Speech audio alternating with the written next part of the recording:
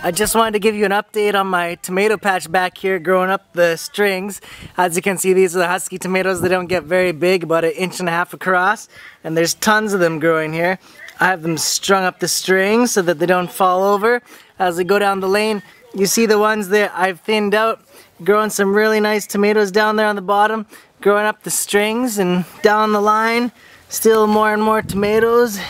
As you see, these tomatoes are loaded there, full of tomatoes hiding everywhere, and some big ones there too.